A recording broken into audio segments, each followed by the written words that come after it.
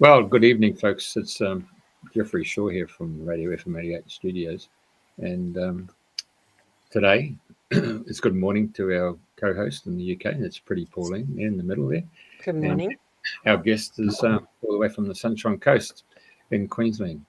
And so without further ado, I'm just going to pass it over to Priti, and then I'll start moving the files around so we can all see what's going to be Pete's conversation. Hello and good morning from the Northern Hemisphere. Hello, Southern Hemisphere. Delighted to see you today. And interesting full moon in Gemini that I'm sure Peter will elaborate upon and let us know what's going on in the outer world above the hemispheres. Definitely. There you are in the Sunshine Coast. Yep. How close to Brisbane are you, Peter? About an hour and a half north. So I'm just outside of Noosa Heads and in an area, like a bushy area called Doonan. Wow. It's about 10 minutes out of Noosaville. Yeah, you're just about on top of my place there, exactly there. That's about nearly right on my, just a bit further north of there. You'll just a bit further so in. It's evening. Pretty it's close. Evening time where you are.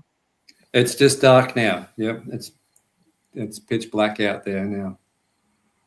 Okay. And as I'm from England, might as well ask him what's the weather like, because that's one of our favourite topics.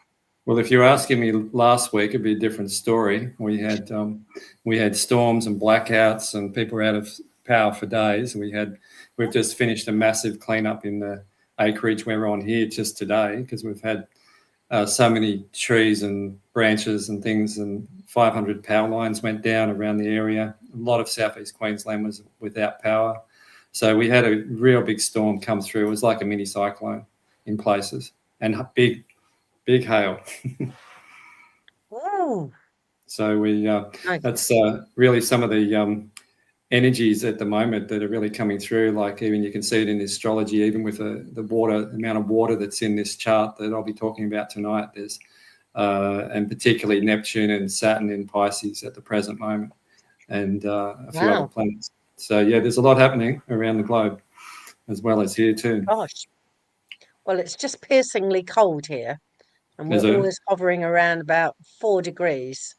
Ooh, and and I find 4 degrees the most piercing of times. I'm just begging for it to get below zero because of that transformative element that's involved with 4 degrees and piercing wind. So I was out yesterday evening down in Brighton, and I got in the car and it said 10 degrees, and I just looked at it and said, "You liar, there's no way this is 10 degrees." And then by the time I'd got home, it was 3 degrees. Oh, wow. Yeah. If it gets below 20 here in Queensland, we're like putting on jumpers and things like that. Snuggling up. At 20 degrees? 20 degrees, yeah. Oh, no, we'd be stripping off at that. I bet. Oh, my gosh. Yeah, we get used to it. It's subtropical here, pretty, where we are. Well, you can see behind me. It's quite, there's the window out of my place, and the sky is as white can be, so full of clouds. And well, we do like the neutral topic of weather, which in your case is not. My goodness, power lines down. I mean, it must have affected so many people in their houses and their homes, and if you're clearing up, is it done and dusted now, or is pretty much where we are coming back? Pretty much where we are. You see trees on the side of the road here and there, and That's what took out a lot of the power lines, was trees mainly. But a few houses that I'm aware of, quite a few houses got demolished or hit by trees. And so it did do a bit of damage. I'm not sure of the extent of it, but yeah, there was quite a bit. It's the winds were quite strong. As far as I know, they were gusts of over 100 kilometres an hour in some areas, and it certainly looked like that. And it knocked over some big trees here and there. Lots of branches though, and leaves and bark and everything else that could move. Right. My gosh. Well, I wish you all well in your cleanup zones. Yeah, and it's been returning happening. to normal. Yeah. We get on with it. It's Queenslanders are known for that. It's Okay. cyclone territory up here as well. Even further north, it's even more so. Mhm. So it's we do get the odd one coming this way, but it's not as prevalent as like what they get up in north. Gosh.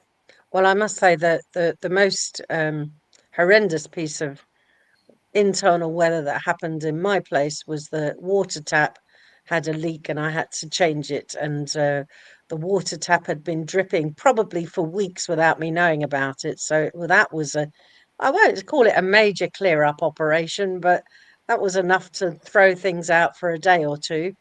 Yeah. And so I can't imagine how much things would have been thrown out with trees flying around. And wow, just lets you know that you're in the hub of everything. Something must be sweeping through to clear the way for something new. I agree. Definitely. Yeah. And hopefully that's what you're going to be talking to us about today in the chart that you've come up with. What made you choose today? Well, it's a full moon pretty much as we speak. I mean, it's fairly full outside at the moment, and we're only we're at this full moon is probably about another 14 hours away for us here, and so it's pretty much we're on the cusp of it as we speak. So it's really quite full, and when you're looking at a full moon, you can look at either side of the actual day time. So you're looking at 2 to 3 days sort of orb, so to speak, of time, and the build up as well. So, but this time just suited well. I just Jeffrey gave me 2 times, and I went, okay, this one works and this one doesn't. So it was a practical decision too. But it just happened to be no on go this. gauge. Sorry. And that's a go no go gauge. No go. Yeah, that's it. Yeah, so and we're on the go then. Yeah, it's good timing for it. All right. So are we ready to have a look at the charts yet, Jeff? Sure, yeah. Just a moment. Okay.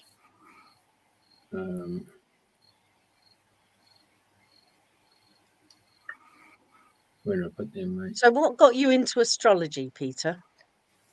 Well, it's interesting. As a child, I used to talk about the stars to my family, and I used to talk about all the animals in the sky and all the things that were in the sky. And I didn't know about astrology as I was a young child. And my auntie, who used astrology in a French language school, she had an Alliance Française in southern France. She used to talk to her. I used to talk to her about the stars, and I used to always love watching the stars and just sitting under the stars on the trampoline when I was young as a teenager, just looking at the stars, just fascinated, seeing things move as well, satellites and whatever else is up there. And then when I studied naturopathy, I'd already studied numerology. That was pretty easy to pick up. Numerology, it's self-taught there in my early 20s when I was just after I finished studying a bit of engineering. And with this naturopathy school I went to, there was an astrology school run by Maggie Kerr on the Gold Coast called Universal Astrology. And in my breaks during the naturopathy, it was right next door to the naturopathy college. And in my breaks, I'd always be looking through the window and looking to see what they're doing, and got charts up on the paper, butcher's paper, and they're doing great big charts and going, I want to be in there. It just looked really interesting. And she had a whole school of all different modalities, from shamanism to different forms of healing. And so there was different forms of esoteric healing. and the naturopathic college was next door. So I was doing both. So I was doing science and soul, so to speak.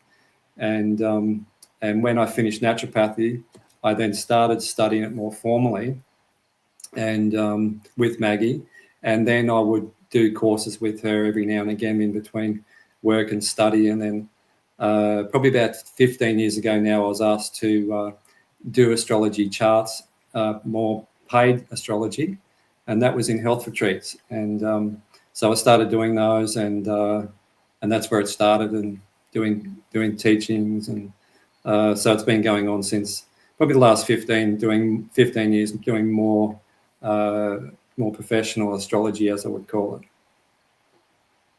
And how would you see that things have evolved in those years, those 15 years? Oh, wow. Yeah, that's a good question. It's yeah, well, even when we look at even the chart tonight, even relevant to the chart, like you've got Neptune in Pisces, which moved into Pisces in about 2011. So the last 14, 15 years, we've had that Neptune in Pisces, which is coming to the end of the zodiac. So Pisces is the last sign of the zodiac, and we start in Aries. And that's a 165-year cycle. So if you can see the Neptune's fork down there on the chart, down there on the bottom left-hand corner, like about 7 o'clock, about 7 o'clock there is you'll see yes, I see it. Neptune there, and right beside it is Saturn, and they're both conjunct, or they're both combined, which intensifies that energy of the Pisces. And this is what's even at the moment is we're really in this last degrees over this next 2 months, 2.5 months of these two planets in the Pisces. So there's been a real spirituality, with the spirituality coming in a lot more with that Neptune in Pisces, because it hasn't been there really at this degree where it is now for 165 years. And if you think back to in the 1800s, we had spiritual renaissance, so to speak, around the 165 years ago. You had people like Madame Blavatsky, you had other mystics and leaders that were really turning tables and doing all sorts of mediumship. You had places like Lilydale in America, I believe, as well, where a lot of the spiritualist churches and mediumship and astrology and numerology and everything started to come out in the mystery schools, and not so hidden anymore, which was starting to be this cycle. And we're completing that cycle, and it's interesting because we're moving more into the Aquarian energy now, out of the Piscean age, which is a 2,160-year cycle, so to speak, approximately. It's a bit nebulous about when that, which is a very good Neptunian word, nebulous about when the Aquarian age actually starts and the Pisces age finishes. But next year, these two planets, Neptune and Saturn, will be around the 20th of April, will be in Aries. And this is a whole new cycle, a 29-year cycle for Saturn, but a 165-year cycle through the zodiac with Neptune.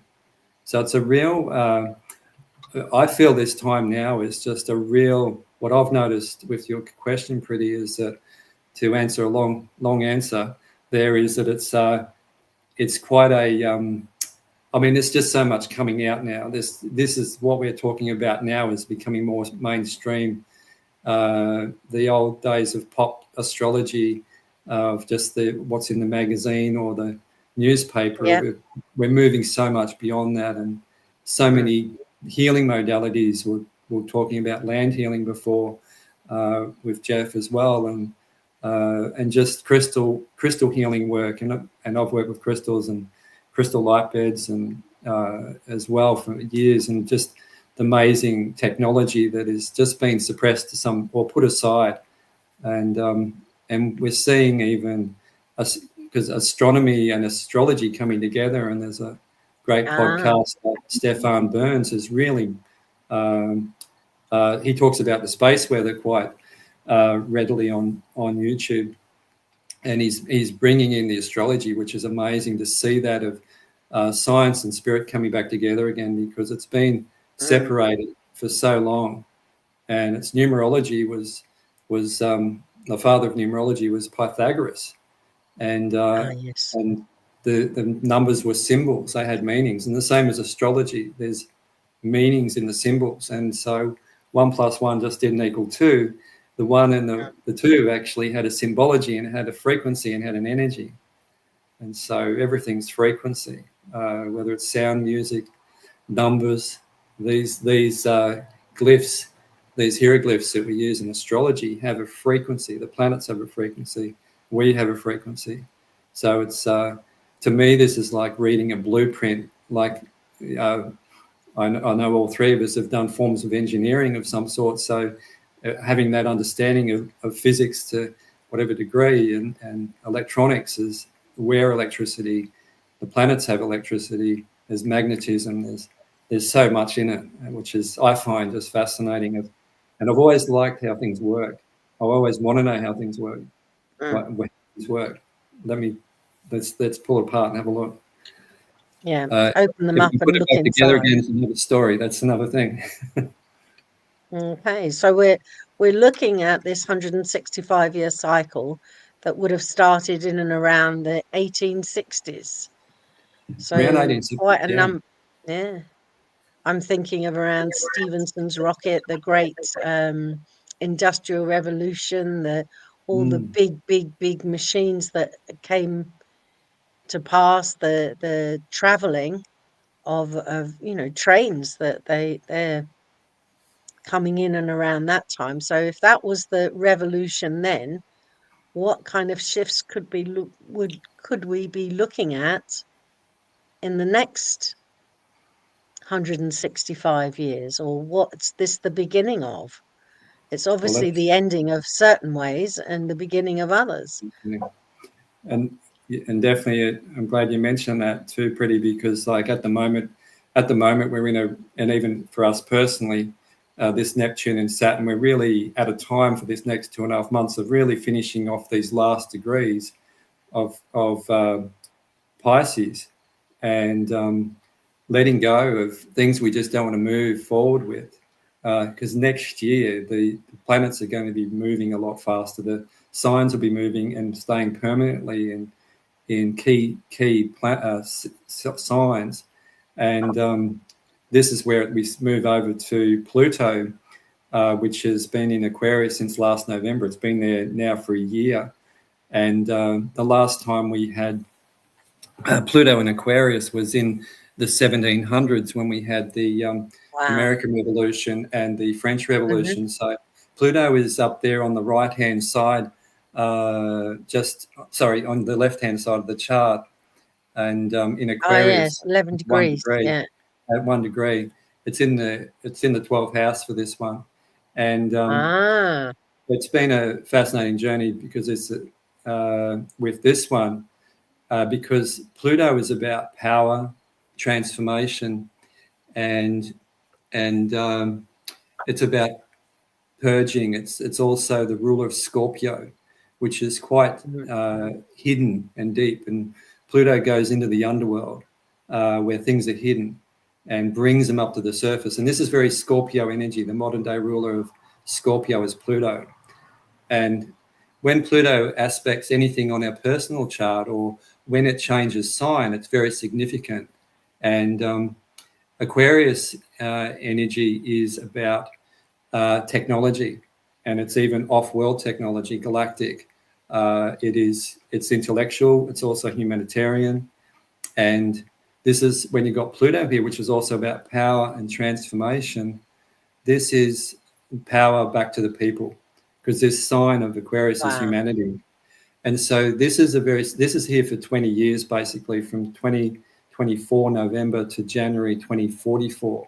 So this is quite a significant time, like when we had the French Revolution and they stormed the Bastille, and we had all the horrible things that happened to the so-called the monarchy there in France, and bringing power back to the people. And that's when they changed things in Europe for the better for the common folk or people on the land and things like that, where it's taking the power back to the people away from authority.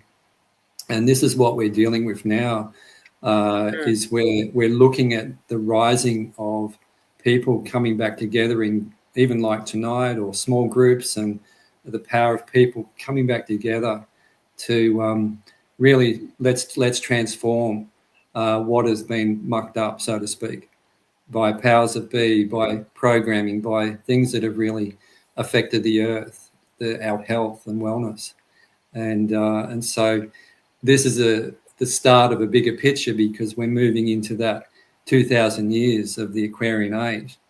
And it's a bit sort of, there's a lot of talk about when that actually is, but there's greater cycles of the zodiac, which is like that are beyond just 2,000 years. You've got greater cycles that go up to 250,000 years and 26,000 years and different things. So the 2,000 years is in the 26,000 year cycle. And then you've got the great zodiac, which goes up to or greater zodiac, 250,000 years. So they're already in Aquarius. So the greater zodiac is already in Aquarius. We're down here catching up, so to speak. And so you can see it coming in. You can see the technology, how fast it's moving now, good, bad, whatever what's happening on the world with the different technology. And this is where we will see more technology speeding up, and how we use that technology is another thing as well with this Aquarian energy, because sometimes it can be all intellectual and up in the head. And it's so important for us humanity to stay present in the heart as well, because the technology can just we're seeing it with AI at the moment. And we've got Uranus in Gemini, and you've probably seen so much of it coming in this previous months with Uranus that spent a number of months in Gemini, which has just gone back into Taurus. Now, I'll find that on the chart for you. I'm just flowing intuitively with this. It's down on the about 5:30 on the chart there. There's a blue symbol there, looks like an antenna. Yep. Yeah. And that's Uranus. And Uranus is the ruler of Aquarius. And that's been trine, which is 120 degrees to Pluto over these last few months, and it still is. And so that's also been in Gemini, which is about, and just as Uranus is about the great awakener. And it wakens things up. It awakens us up. When you ever get a Uranus transit, like a 42 years of age, they have a Uranus opposition. And Uranus has an 84-year cycle. It's like it can be a big change for people. Some people go, they're having a midlife crisis, but it's actually can be a midlife awakening, but it's put down as a crisis. People are looking back to where they've been, to where they want to move forward to, but it can be a crisis if it's hard to let go of the old and move forward and grow and evolve. And that's what this Uranian energy is about. But just coming back to that, it was in Gemini. It will go back into Gemini next April. And this is what's bringing in even more. Uranus is a communication planet, upper communication planet, more advanced type of communication, higher communication. And it's going to be fully in Gemini next year, moving forward until 2033. So we're going to see some very fast energy with these air signs, Gemini, as well as the Pluto, as well as the Neptune and Saturn moving into Aries. So you've got this fire and air, which is very fast energy. It's very masculine energy.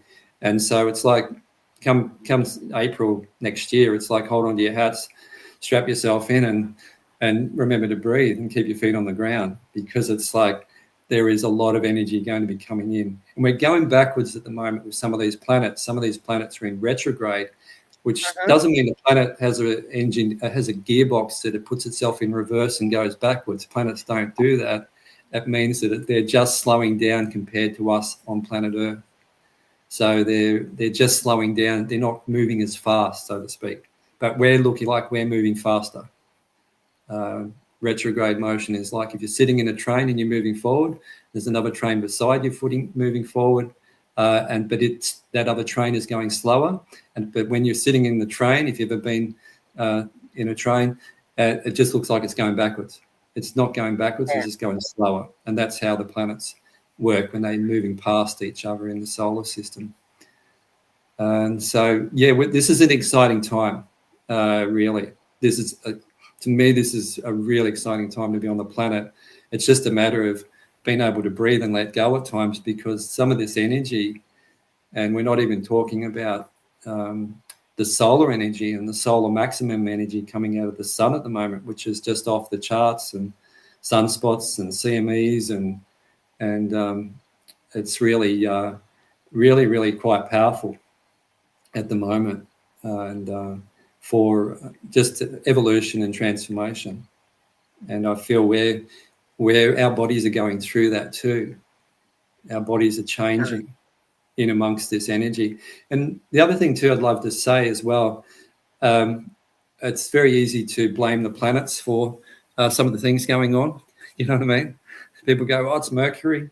Well, Mercury's been in retrograde for 3 weeks and it's moved forward now. And people always blame Mercury for a lot of things, but you just think about the rewords. It's like redo, revisit, retreat, just replay, go over some old ground, just dot your I's, cross your T's where you may have missed some, improve your communication. And it's the planets are energetic. It's like the macro and the microcosm. They're reflections of us, like we're looking at the birth chart of this full moon today. So this is like a birth chart for the full moon at 9:13 a.m. tomorrow morning here in Australia, which is 11:13 p.m. tonight in the UK where you are. So that's like a birth chart, and it's like a blueprint of the energy, like the energetic genetics of a person, so to speak.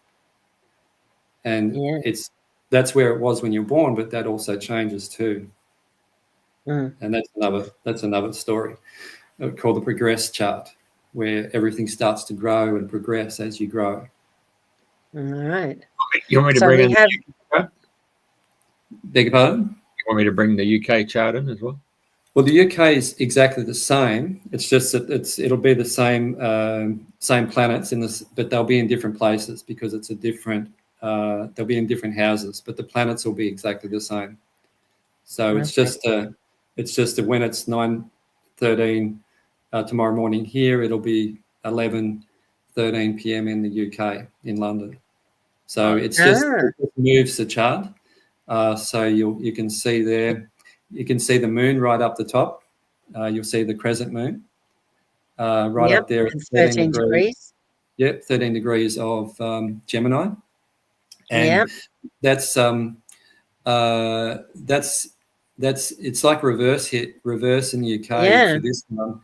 And that would be, if we're in this, that'd be close to midnight, so to speak, when we're looking at that in the UK. Yeah. So if I got I can see a number of 13s. Yeah. There's a lot of 11:13 is 11:13. So this is you've also got the sun at 13, and you've also got the horseshoes. You'll see some horseshoes, upside down horseshoes, and they're the north and south nodes. So you'll see there's a north node in Pisces and a north node in Virgo. Now they're all in 13 degrees. 13 degrees. So that is what we call a grand mutable cross. They're all at exact opposition, and you got right angles, which is called squares, and you got oppositions which are like this full moon. So this is a really dynamic combination as well with this, because the Pisces Virgo axis is the health axis. It's also the spirituality axis as well with Pisces. Virgo is more dot your I's, cross your T's. It's more analytical and also detail orientated. Pisces is more nebulous. It's media. It's creativity. It's singing and dancing, but it can be escapist. So this energy is getting activated with this full moon as well. And whenever we have a full moon, the sun is in Sagittarius at the moment, so it's blasting towards the the moon, 180 degrees apart, which is a direct opposition. And it's blasting the moon, which reflects back to us like a mirror tenfold in esoteric astrology. So we get not just the moon's rays, we get the sun's rays reflecting back on us on the earth. And so this amplifies the energy of the Sagittarian energy, which is quite strong in this chart, because down there where you see the sun with the circle and the dot, which is like just a circle dot, you've also got Mars and Venus right beside that. So you've got 3 planets there in Sagittarius, also in opposition to the moon. So you've got Mars, which is drive and energy and passion, and you've got Venus, which is self-worth and value and relationships. So you've got Mars and Venus here, a lot about relationships. And Sagittarius energy is very much about truth, as well as philosophy, beliefs. It's foreign travel. So there's a lot about foreign travel. What's happened in the airlines recently? Gemini is local travel. Sagittarius is international travel. Sagittarius is foreign relations. Gemini is local relations, more national. It's everyday sort of routines. It's commerce locally. So it's a very powerful full moon in this sense. It's also a super full moon, so it's close to the Earth. So it's going to be interesting because this is also the communication axis through media as well, the written word, social media, TV. So it'll be very interesting to see, particularly with that mutable grand cross, because Pisces can also be about the media and film, and whether we can get some really good, truthful answers in media, and the truth coming out more fully in media, particularly or it'll be the cover-up, because Pisces energy can be nebulous and it can be untruths. And the Gemini energy can also be a bit foxy too, and be very stealth, so to speak, and be very quicksilverish as well. So it'd be interesting to see if we can see some real truths coming out, because this Sagittarius energy is about truth. It's also about law. And so it'd be very interesting to see if we move into, it's a bit trusting your intuition with what we hear these days, because there's so much information. Gemini is about information. There's so much. It's overwhelming sometimes. I find it overwhelming, just the amount of information. It's like, I've just got to go down the road to the rainforest walk where I live, put my feet on the earth, which I do, hug a tree, talk to the birds, remember to breathe, and have some space, because there's just so much going on energetically. With people at the moment. I see this, and I've noticed it in the last week, that this build up of this full moon. It's not just building to Christmas. I can just see the energy and feel the energy with people at times. It's very scattery, and this is what this mutable cross can do. It's mutable is completion energy. It's finishing off things, and communicating things, marketing things, selling things, trading things. So it'll be interesting to see what happens in the global stage with airlines, tariffs and trade, and international trade and communications and the media and things like that. So, watch this space. It's a good time to observe and see how this plays out. Wow. And so I see that, I see that Venus and Mars and the Sun, they're in the 4th house. So that's for today and the birth of what you were talking about. Is there anything significant about it being in the 4th house? Well, that would be, if we were looking at where that is in London, because this is going to be different in here back in Australia, is that you would call that for this, because it's more universal for that area. This would be the home. This would be the country. So to me, that would be what's going on there in the UK, what's happening in the law, what's happening in the beliefs and philosophies of the people there, because the 4th house is home and family. 4th house is, and I would call this the family of origin, or the country there. And what is happening with the family, what is happening with the people, the relations, the relationships, the ancestry, because this is the house of ancestry, or the grandparents, the heritage, all of that sort of thing. So this will be interesting, what's going on with the communication with Venus and Mars there, that those two energies which are about relationships. So that's where I'd be looking and saying, well, what's going on internationally with England and other countries too with that Sagittarius energy. Interesting. Yeah, you just have to go watch GB News to see all the farmers are out in the streets, because the others are not showing it. Where's this in Great Britain? Okay. Yeah, in London. Yeah, they're all turning up to Dowling Street, number 10 Dowling Street, isn't it? Tractors galore. Well, if you look at the opposite of that, and this is where you can go to the opposite, where you've got the full moon, the full moon there. Yep. The moon is also can represent the people, and you've got Gemini there, which is about communication, and this is a 10th house, which is it's ruled by Capricorn and even Saturn, and this is outcomes in the world. This is society. This can also be boss, authority, top. The conventional parent, so to speak, or the one or conditional parent, who creates the rules. So there's the people there communicating, the farmer, so to speak, about what they want to verbalize and communicate.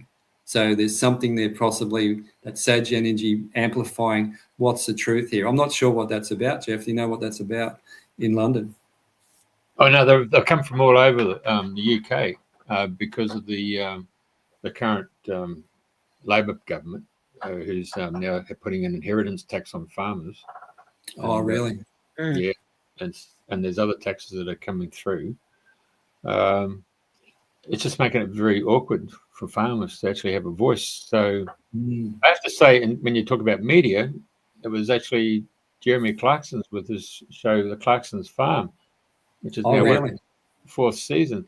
And it's actually showing the actual physical lifestyle of a farmer. And when you drive past and you see them at 1 o'clock in the morning with the lights on harvesting the fields, and you think, well, what's going on here?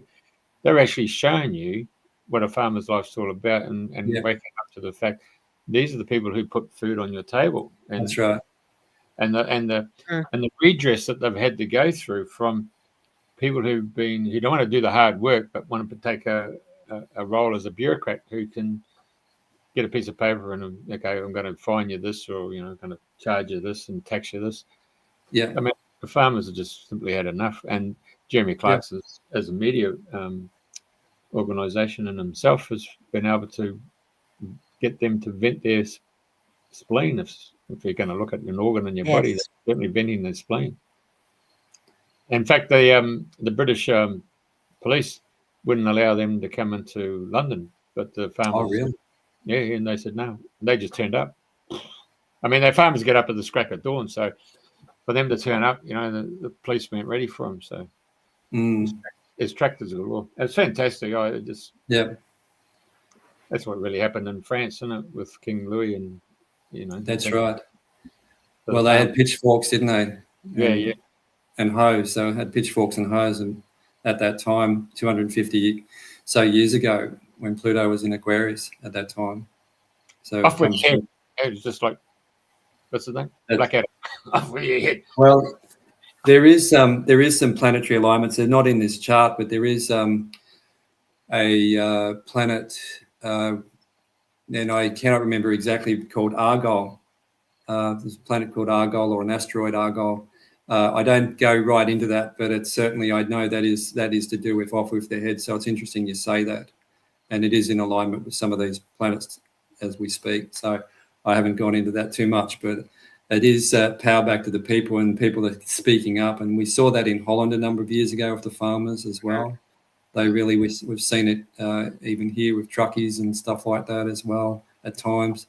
We're certainly, it said people, for power back to the people, and really these unfair sort of tariffs and taxes and whatever else, inheritance tax. And that's the 4th house, Jeffrey. 4th house is the is the inheritance. It's about the family. It's about that's the family of origin. That's where like the family ancestry. So it's interesting. This is coming up at this time. Oh, a lot of them have been third, fourth, fifth generational farmers. You know? Yeah. I mean, the young fella who's Caleb, who's on Clarkson's farm. I mean, he hasn't gone any further than bloody 10 miles out of his location until Clarkson, London, isn't it? Wow. I mean, real died in the heart, local people. They got their little. If you travel around England, there you hear all the different little accents and their little phrases. It's quite a potch. Anyway, it's a delightful country. Carry on, mate. Yeah, carry on. Sorry, I got in there. Yeah, so you've got that grand mutable cross, which is really part of this chart, and that'll move on to some degree with the sun and moon moving forward. That north and south node. The north node is where we're moving towards as a collective. We all have that in our charts. In Indian or Vedic astrology, it'd be Ratu and Ketu, or the head of the dragon and tail of the dragon in different astrologies. And in different astrology, talk about that in positive and negative ways. But the north node, which is in Pisces, which is on the right-hand side of the chart with that horseshoe upside down there or upside, is where we're moving to as a collective. And we stay in those signs for about 18 months. Now, Pisces, that Pisces sign there is about your intuition and a new vision as well. And it's using the intuition more, feeling more, creativity more, visionary more. And this is what we've been so left brain, which is coming back to the Virgo, which is more left brain to some degree because it's ruled by Mercury. That doesn't mean all Virgos are left brain, but it's like there is that logic that we've been so used to using the mind instead of the intuition. And this is where we come back to Priti as well, where we were talking earlier about the goddess coming back, the feminine coming back. And this is where we're starting to bring in this balance now. And it's interesting, all these planets that we're talking about at the moment in these north and south nodes are at 13 degrees, which is there's astrology that has 13 signs, and it's been shifted. There's 13 full moons a year.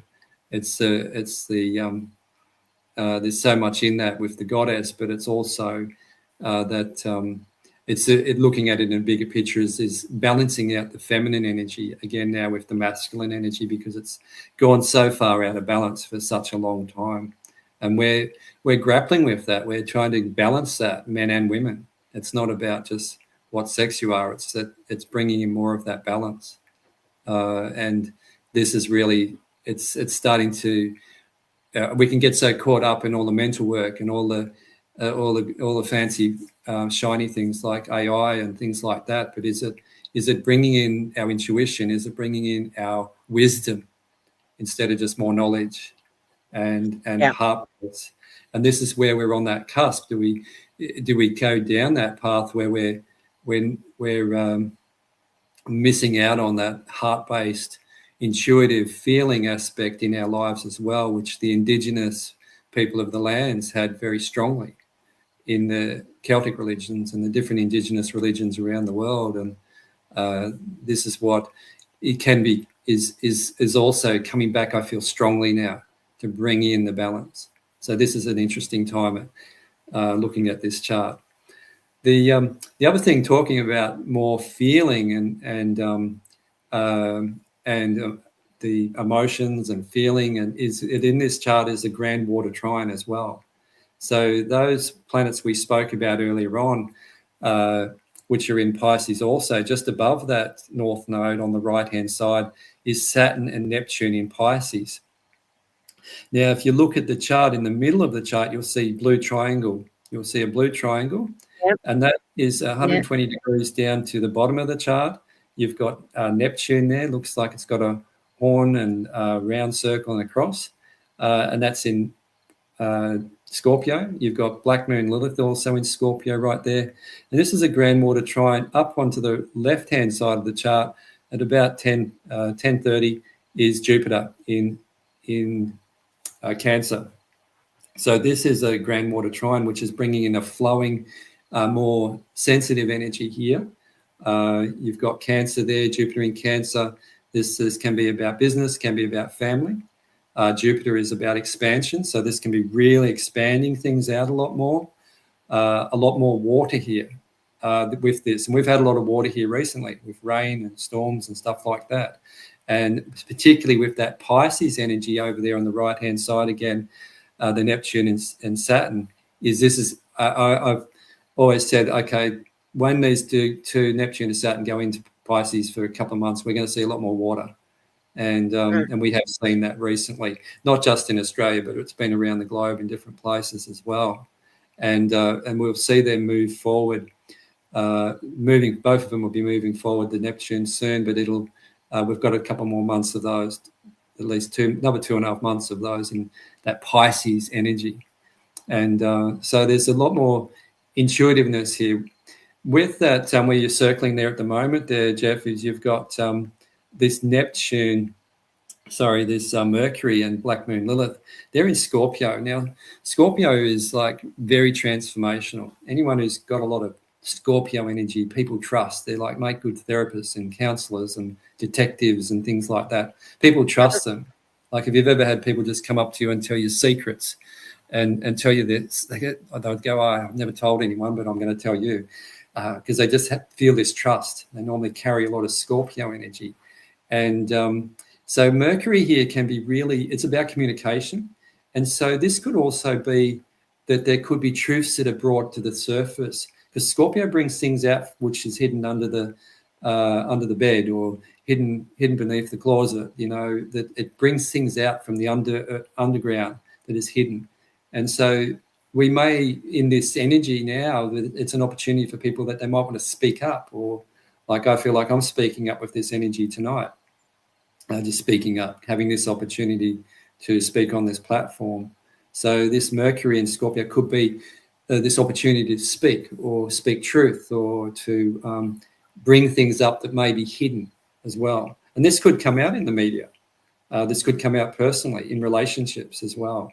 Right next to, and we come back to the goddess again, or the feminine, is right next to the Mercury there. We've got Black Moon Lilith, which is feminine power. Now that's not a planet, it's an aspect in the sky, but this is like creation and growth with this alignment, because this is also in this trine. So this can be also maturity, emotional maturity. So there could be, with these two planets, or this Black Moon Lilith Mercury, communication on deeper levels happening between people as well, or in a broader sense as well with others. So it's very transformational when we look at this. It can also be that this sort of energy, if it's aspecting somebody personally, it could be overwhelming too with this energy. It could be like, I just feel like I'm just a mess at the moment. This is like, it could be just too much. Do you know what I mean? If somebody has a lot of water, or these are aspecting their charts, they could be overwhelmed by feeling, and it's just too much to handle. So it's really important to just remember to stay grounded at this time, particularly with the energy that's happening. It's very strong energy, particularly globally on the planet, particularly with the galactic energy that's occurring. That's also, and that's not always spoken about astrologically, but we're astronomy-wise, we have this solar maximum, which is really bringing in a lot of energy for us as well, which we could look into that more. In the chart is looking at the sun and the Sagittarius and the sun there of the expansion. So it's a really strong time. And that water could certainly, and it's also flowing energy, creative energy, intuitive energy as well with that one. So it's certainly a interesting lineup of these Grand Cross, these oppositions the Mars and the Sun and Venus opposite the Moon.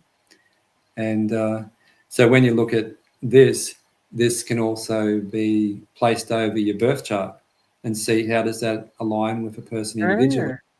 So you can do that in relationships. You can get two people's charts. You can get the planets, your birth chart. You can get this chart laid over the top of each other and do a composite chart to see what's affecting what planets, what's going on for a person. And this is what happens in astrology sessions with people, is you can look and see where are the transits, what's happening for the person, where's all the energy happening.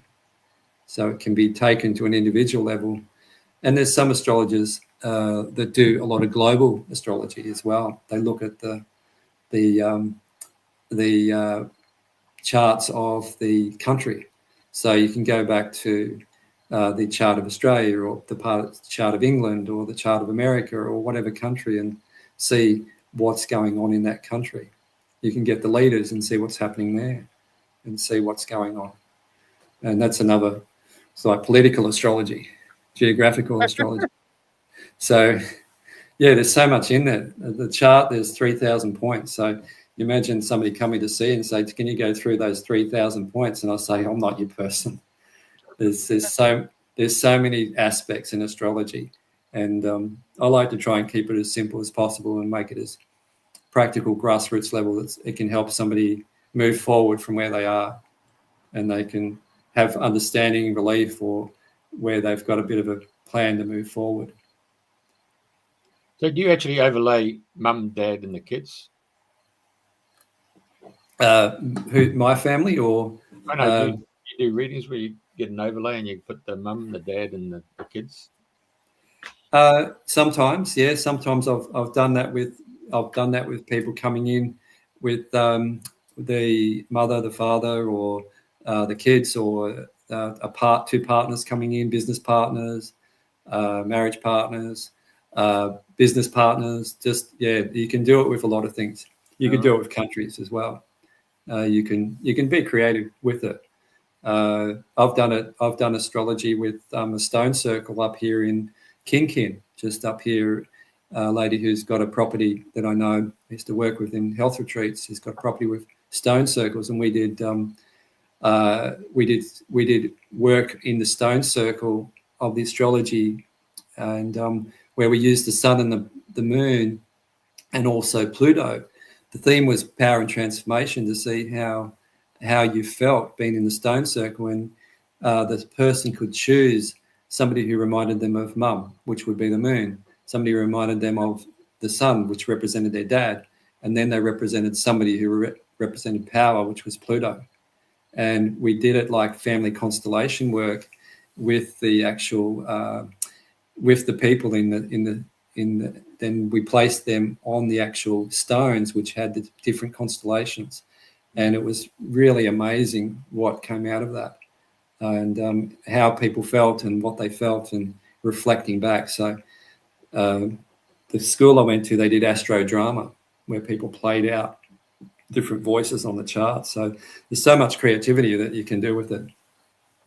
And but so, yeah, you could look at a mum and dad and a family and see you can do that compatibility chart and see, well, how are they communicating?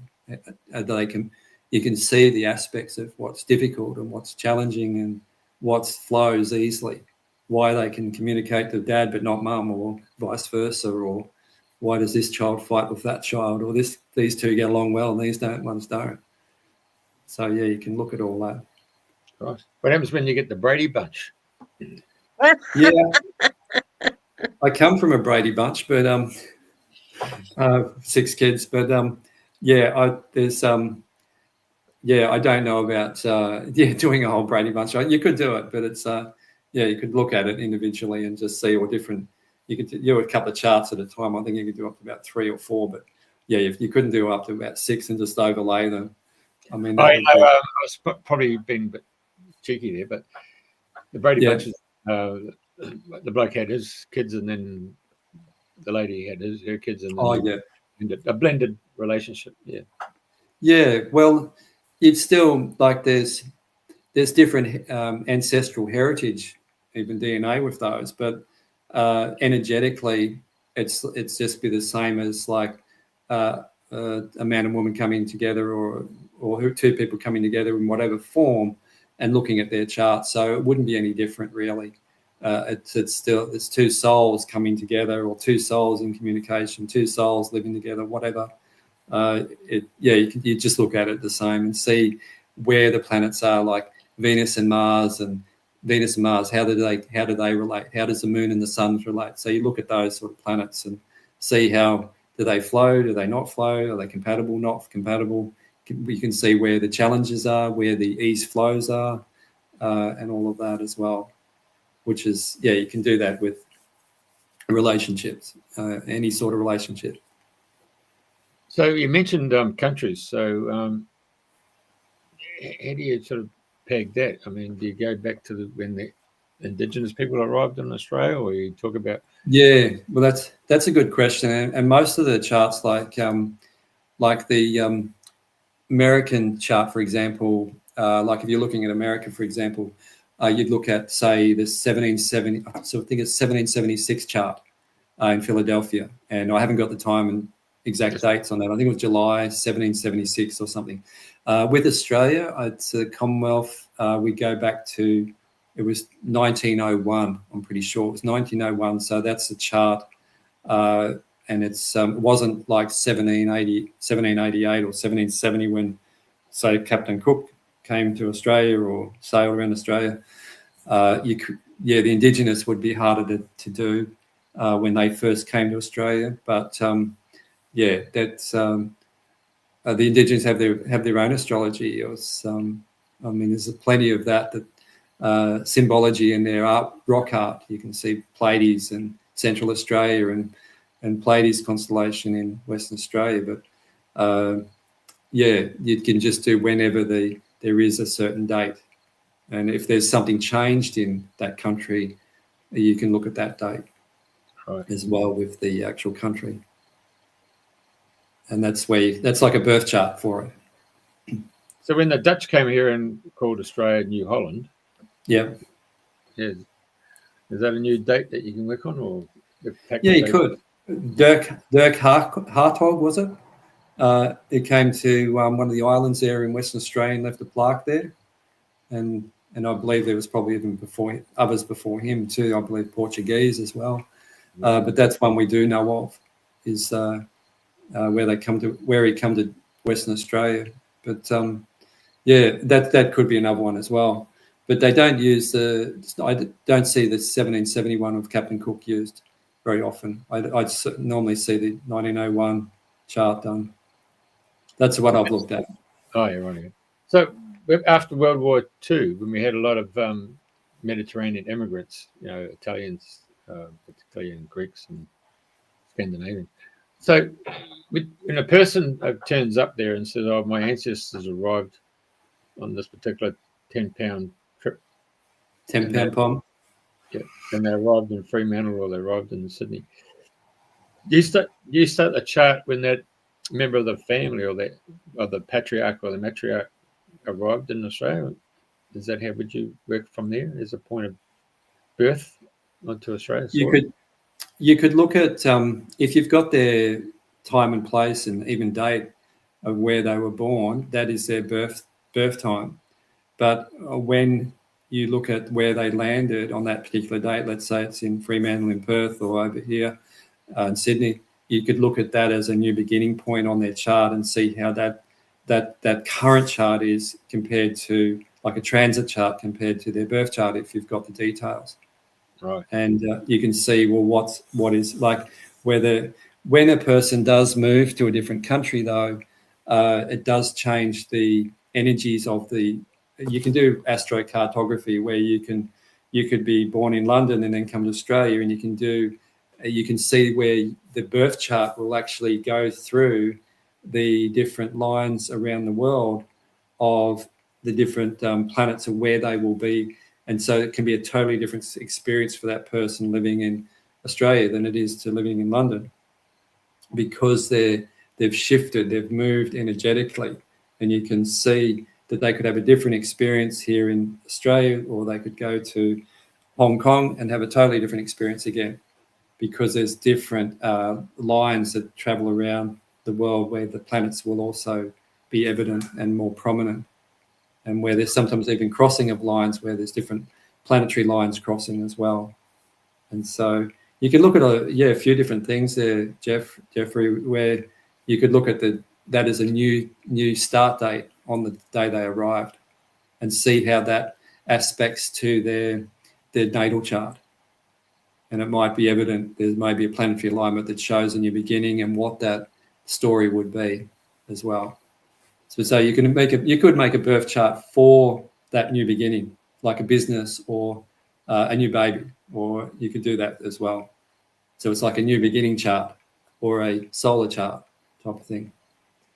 Right. So, question without notice: have you ever had people come to you and say, "This is my father's birth chart, and this is when my dad passed away"?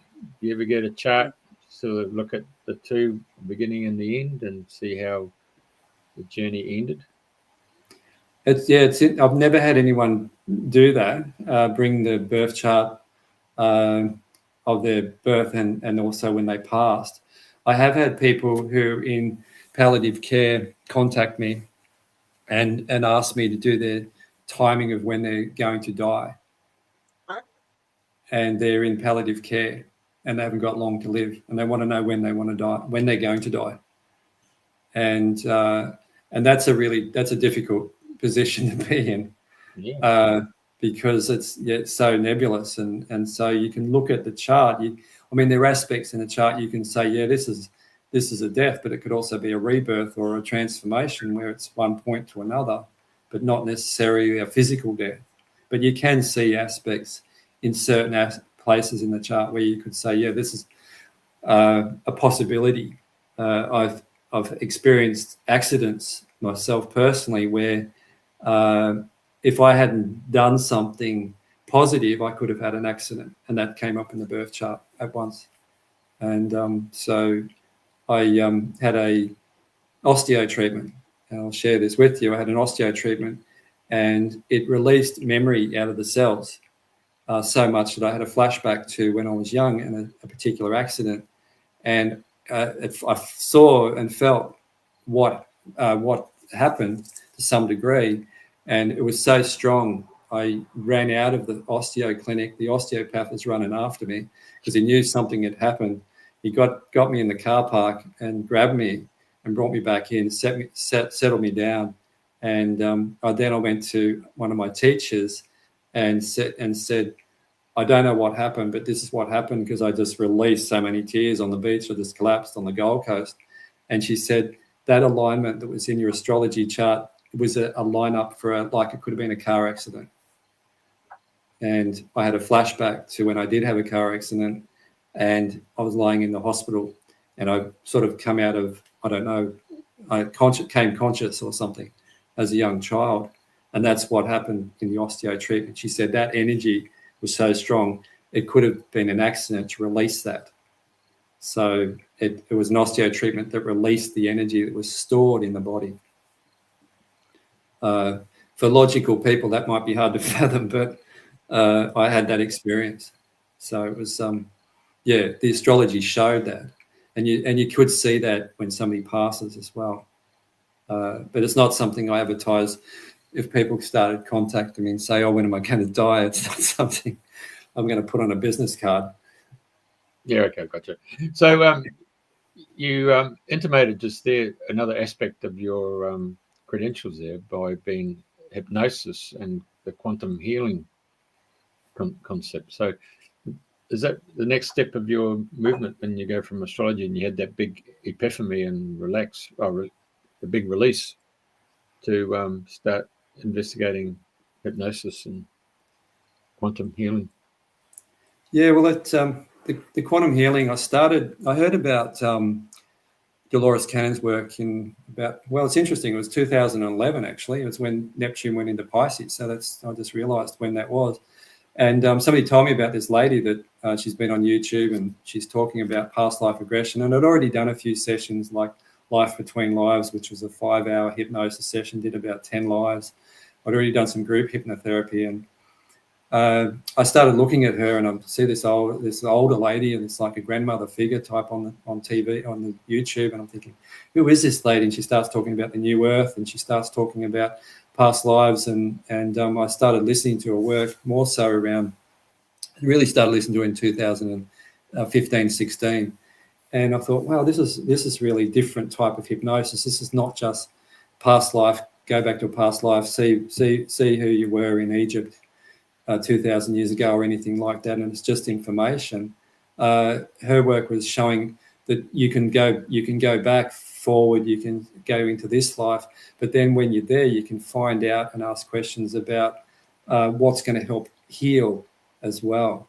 And as a naturopath and being in natural therapies, this interested me because you could use it as a therapeutic type of treatment, not just out of interest. I was Hiawatha in America and whatever, and it was more that we can find out information from this life, previous life, and I've seen people go into the future by themselves too and see events, and that can help them move forward. And that's what it's about, is going back. And so that's that. I started studying it in 2018, and Dolores had already passed then. I learned from her daughter and another lady, Susan Spooner, on the Gold Coast, Sydney actually, and did level 2, and then been doing practicing ever since and doing group work. But it's fascinating, Jeffrey, with what occurs for people, what like the technique I was taught, how that can really assist, and sometimes it's amazing what people do see and experience. It certainly bends my logical mind. It's beyond just everyday linear timelines. It's like, as Dolores used to say, it bends your mind into a pretzel. I feel like a bag of pretzels with what some of the things that I've seen and occur, and it just doesn't make linear or logical sense. But what the main thing is that those that really get something from it, and they're moving forward. That's what's really great to hear. And it's sometimes I think I've done the worst session ever, and people come back and said, "Oh, that changed my life, and that was the best thing." So I'm going, "Oh my God, I thought I was never going to see the person again." But yeah, it's amazing. So it's never, even it's out of my control sometimes of how these sort of things can move somebody forward. And just holding the space and having good intent and allowing that person to go into those places can be quite remarkable. So the COA haven't knocked on your door for remote viewing? Not at the moment anyway, but I'll let you know. If you don't hear from me again, you'll... I know people have talked about stuff like that and have had different experiences, but no. Just been flippant there. I don't know if they've tried to take me out a few times either, but that's I've been too elusive. I'm a Gemini. Right. Oh, right, you said. I noticed in one of the charts there's some empty houses. Does that have any significance? Is that somewhere where it's nice and quiet and there's nothing going on?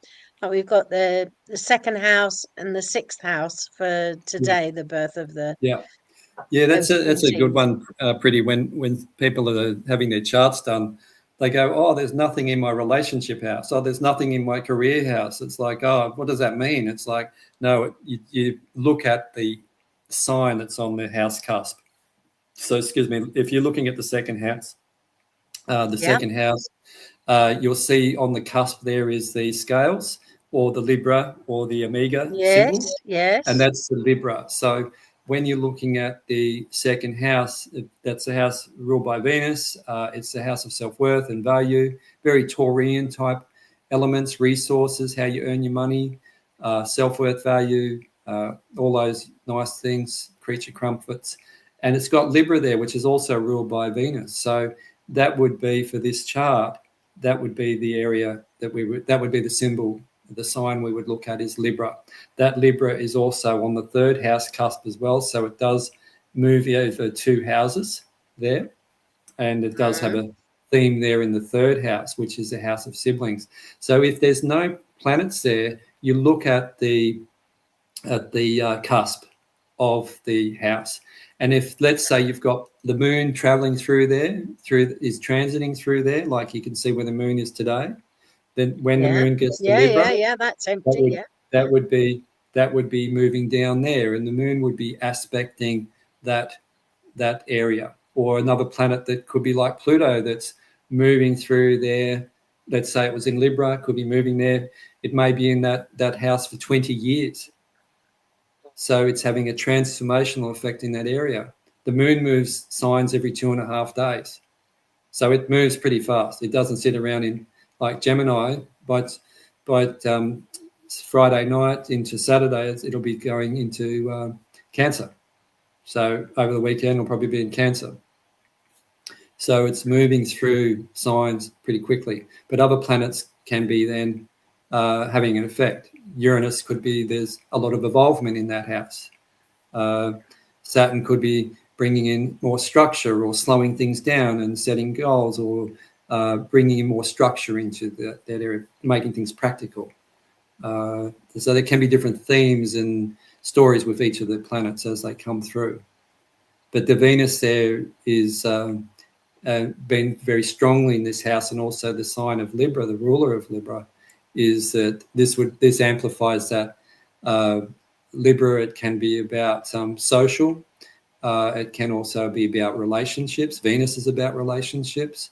It's about money, how you earn your money, but it also could be about your own self-worth and value of how you value yourself.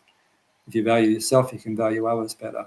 So this could be some of the themes that could come through if this was personal. But this is more, let's say, the full moon for London, so to speak. So there could be more, Libra can be about harmony in relationships. So this can be about money, this house. So there could be more harmonious communication or relationships. So are the farmers going in there with pitchforks and big forks on the front of their tractors and ramming the Parliament House and Big Ben, or are they coming in with diplomacy? That's where because Libra also rules law as well. Yeah. Like Sagittarius also comes into law. So that would be interesting how negotiations, if what's been spoken there as well. So it'd be interesting to see what's going on. The Belgian farmers and the French farmers, they had tankers filled up with manure, liquid manure. Oh, that's right. Yeah. Gave them a great spray. That's right. Yeah, I remember that. Yeah. I think you could say negotiations had broken down then, and it was more like action. Yeah. It's louder than words. Yeah. I could call that another name, that one. It's coming from the country. It's certainly, not wouldn't be very pleasant. Yeah.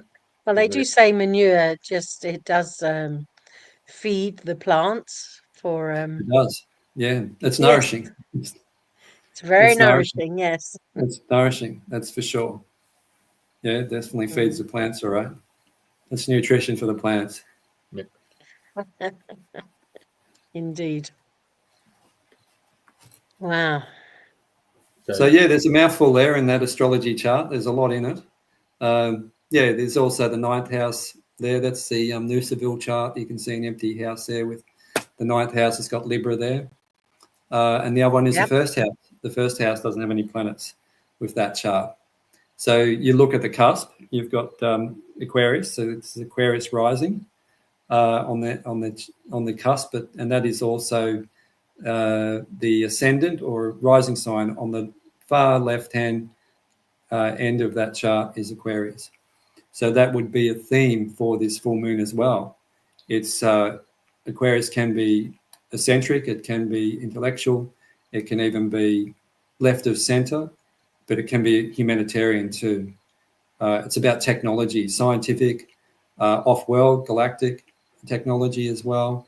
That's also quite strong here. So that's not far from Pluto. It's not exactly close, It's 10 degrees away, but it's pretty close. So there's an Aquarian theme here a little bit as well. So yeah, you look at what's on the house cusp there. So can we just go through? So for people watching for the first time and looking at astrology, can we just go around the circumference here and name all these different?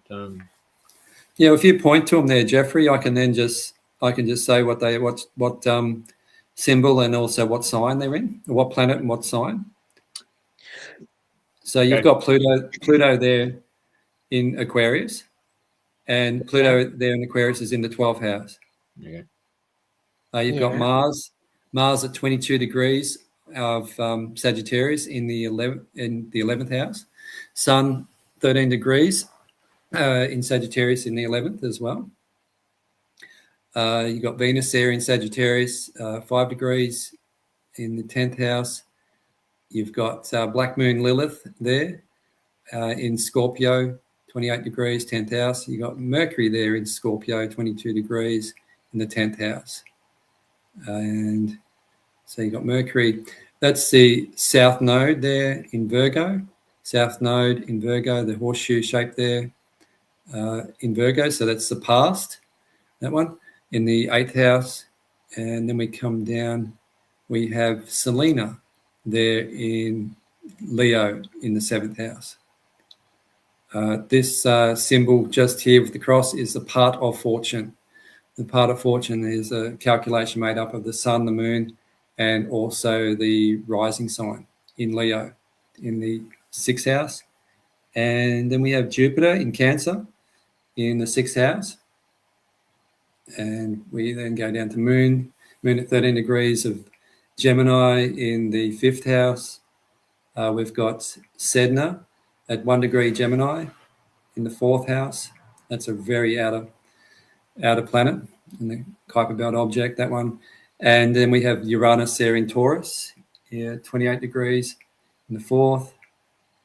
And the next we have Eris, the sister of Mars, or Aries, in Eris in Aries in the 3rd house, next to Chiron in Aries in the 3rd house, right beside it, 2 degrees apart. So they're both conjunct. And we then go to Neptune. We've got Neptune there in Pisces in the 2nd house, and Saturn in Pisces in the 2nd house.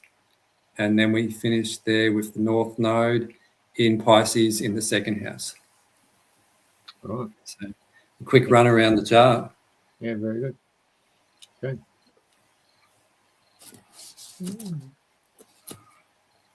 So with the full moon in Gemini, I always thought of Gemini as being divine and mortal. Divine and mortal? Side by side. Yeah, divine and mortal running side by side. Divine and mortal running side by side, like Castor and Pollux in the sky, in the constellation. The twins. Yeah, this. There is that aspect of the higher and lower self with Gemini, and there is that element. It's there is like two minds. To the twins is like there's two hands, two arms, two lungs. That's what it rules in medical astrology. The upper mind, lower mind, or the it's the Gemini energy. You can see two sides of the coin more. It's like there's two aspects of a situation, and that's also where Sagittarius can be very pointed. It's like the pointed arrow can be very direct, and sometimes it's can be not. It's harder for the Sagittarius to see the other side of the coin. They've got to work harder at it. Where Gemini will see the two sides a lot easier. And sometimes that can create a bit of confusion too. Which way will I go here? That's the Gemini. Up, down, sideways, this way. Yeah. And that's where it's. But yeah, that's certainly. The moon is when we look at a person's chart, the moon can be their soul, and their PhD of where they've been before. And that's where we always look at the moon. This is more evolutionary astrology, is the past lives, the experience of the soul, what they have learnt in previous lifetimes. And you can also look at the South Node, you can look at Pluto as well, or 12th house also. And so the moon is like the soul, but it can also represent the people as well in like a full moon chart. This represents the people, and it's about communication. Yeah. In this chart. So I'm looking at all the title that you've given it, Super Full Moon in Gemini, and all these different aspects that are probably just a fraction of what's actually going on. Is there something in there that you could just surmise that very simply is the biggest message that you see hidden within all the complexity? I feel it's like when I look at this chart, what stands out to me is truth. Truth. That's just, if I could put it in that simple word of truth. And that I bring the attention back to the sun in Sagittarius at 13 degrees and the Venus there and Mars on the other side. Truth in communication, truth in relationships, truth in law. That's where I would. It's also about what do we believe? What do we intuit? What do we trust? Do we trust ourselves and our intuition? Do we trust what we hear is truth? And so there's other aspects that can also bring in that intuitive element too. But to me, it's when I look at that chart, I look at it with that Sagittarius energy. I'd say truth. Wow. That would be where I would leave it. Yeah. Yeah. And it begs the question from me, what is truth? No, that's a good question. That's a very good question, is what is truth and what is your truth and someone else's truth? Yeah. It's is it an individual? Yeah. Yeah. It's but there, what is truth for an individual? What do they feel is true, not what they're told is true? I always think of that movie, You Can't Handle the Truth. Oh, just a few good men. Yeah, a few good men and women. Yeah. You know, I think that with the AI, I mean, I've seen some young ladies there go on their mobile phone and they're asking ChatGPT some really interesting probing questions. And it's like GPT seems to scour the whole internet interface with whatever content's been placed up there, and it's bringing out some amazing behind the scenes or behind the curtains, a bit like Wizard of Oz when Toto finds the bloody bloke behind the bloody curtain, isn't it? Yeah, so there's some very forward-thinking young, and they have been young girls been asking some really, really out there questions. Yeah, I mean, they've really taken the Vatican a bit of a hammering. That's all there. Yeah, it's an interesting area. The whole AI area. It's gathering information from so many sources, and it's I'm seeing people use it a lot now in many ways, from writing astrology posts to, but even using it like their own personal counselor as well, and setting up like their own individual. And this is this sort of Aquarian energy where it's we're moving into a whole new world of where it's that connection with people is are we losing touch with so much social media and so much of things online and AI, that connection to other humans where you can actually physically touch them is what is happening there with our society? Are we losing touch with each other to some degree with this new whole AI?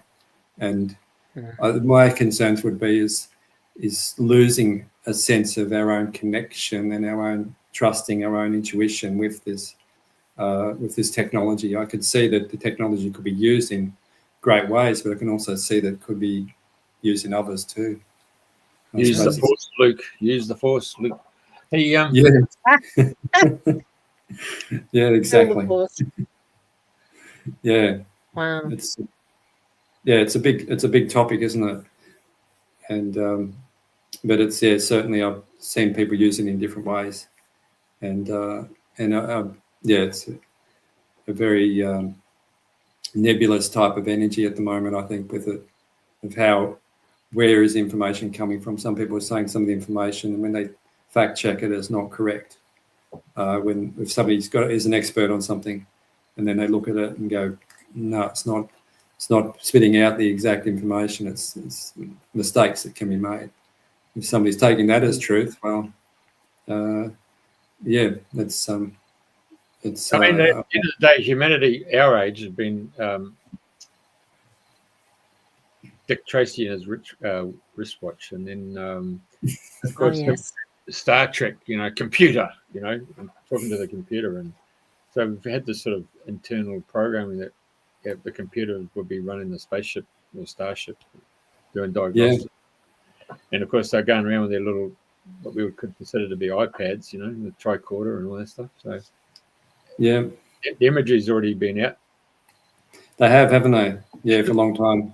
Yeah. Yes. And I can see I see there can be some benefits in that as well. Or James Cameron's Terminator movies. With AI. Perhaps there's some common denominators when it comes to truth. There are some universal truths that each and every one of us are uniquely connected to. I hope. And that, I hope, is the hope for the future. Yeah, definitely. Well, Pete, is there any other question that we haven't asked you that we should be asking? That's a question. We have gathered information. We've talked about a lot of the astrology. We've talked a little bit about past life regression or quantum healing hypnosis, and briefly on AI. I think the other thing we haven't spoken about, which is quite topical at the moment, is that Atlas, AI Atlas, 3i Atlas, not AI Atlas. Yes. I look at some of the social media. Some of it looks like 3i Atlas or AI Atlas, and it's works. And I know NASA was very silent about things, and there's been a lot of silence about what this comet actually is. From an astrological point of view, I've always seen comets. I remember seeing Halley's Comet as a kid, young child, and remembering that comet, and you could see that very clearly with the naked eye. This comet is not as easy to see with the naked eye, but it's certainly been interesting to watch those that are really following it really closely. Stefan Burns is one of them, and some of the other astrologers who are quite prominent out there talking about the aspects and lining up the alignments when 3i Atlas is traveling through this our solar system, when it's coming via really close to the planets. And one that really stood out to me was the ceasefire in the Middle East as AI Atlas came through. 3i Atlas came close to Mars, and there was a ceasefire in the Middle East, and Mars is known as the planet of war. It's also came and went behind, had a perihelion with the sun, and we're in a solar maximum. We're in solar maximum 25, which goes every 11, 12 years. When that's come out in the end of October, we've had some massive solar flares, even in the last week or two, couple of weeks. We've got pretty solar storm happening as we speak on this full moon. In 2 weeks' time, on the 19th, we'll have 3i Atlas coming through close to Earth as well.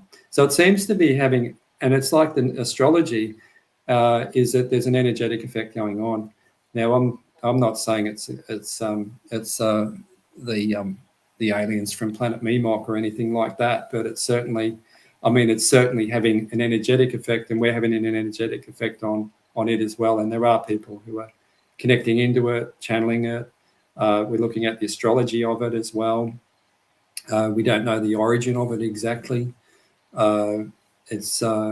it's very interesting just observing this, but it seems to be really activating a lot of interest with people. It's really activating a lot of interest in the galactic, the cosmos. I think astrology has become so much more popular, even not just recently, but it has over the last few years. It seems like there's a dime a dozen of astrologers that are just everywhere now. There's just so much more interest, and people can see there's more in depth than just the local newspaper with astrology. But this 3-eye atlas it comes close, but to Earth on the 19th. But then we've got a couple of days later, we've got the full moon around that time in Sagittarius, or new moon, sorry, because everything's flipped around. We've got a new moon in Sagittarius, and then we've got the winter or our summer eclipse, summer solstice down here, and the winter solstice in the northern hemisphere. Yeah. So it's a very significant time, I feel, with this energy. So we'll see how it unfolds. I'll be here in Dune observing, seeing what unfolds with all this, and see how see what happens as the energetic effect of what this comet as a messenger is bringing through, whatever consciousness it's got, whatever it is, bringing information or consciousness or technology or energy. Maybe we're affecting it. Or it's he wrote the screenplay for Star Trek: The Voyage Home with the probe when it arrived, a big, huge cylindrical thing, and then set out a probe, and there's a message to the whales. So, just putting it out there.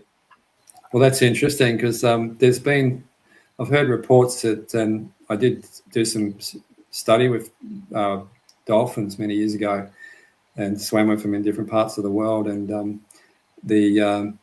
there's been conglomerations of whales and dolphins coming together in hundreds, if not thousands, coming together in certain parts of the globe recently, just gathering in big numbers. So it's interesting you say that about the whales. Maybe there could be a link there. Who knows? What are your thoughts on it? No, just use my intuition and the question, or just saying the concept of how we're being seated with that particular movie, Voyage Home, with bloody Star Trek. Had to go and save the whales and come back to the 21st century to get 2 bloody whales to repopulate the species. Interesting. I mean, from that moment onwards, it really was quite powerful because whales have been hunted, for their bloody oil, and then all of a sudden big shift in consciousness, to the point that now everybody goes out on whale trips and see the whales in their natural habitat. It's a big turnaround. And more people swimming with the dolphins. Yeah, definitely. Yeah, that's always an amazing experience, swimming with dolphins, and even whales as well. It's just if you can feel their frequency, you can hear their frequency, or I've heard their frequency and feel them in the water. It's just a magical experience. Very good. Anything else, Paula? Pretty baby? I can't think of anything else. I love the idea that the truth is out there. And if that's what's being born today, let's all be truth seekers and find what that means to each and every one of us. And collectively we'll come up with a far greater truth, I think, than anyone can imagine at the moment. I like that, Priti. Thank you. Thank you. Thank you, really. Peter, thanks for coming on. Thanks for sharing your wisdom, your knowledge, and your understanding. Thank you. Yeah. Thank you, Jeffrey. Thank you, Priti, for the invitation. I really appreciate it. And it's been great listening to you. Fantastic. Thank you for whoever's tuned in as well. Whoever's taken the time to listen for the last hour and a half. And, right, so I'm going to just turn us off and then go back to the radio program as well. So if you want to just stay on and then debrief. Okay. Okay. Uh,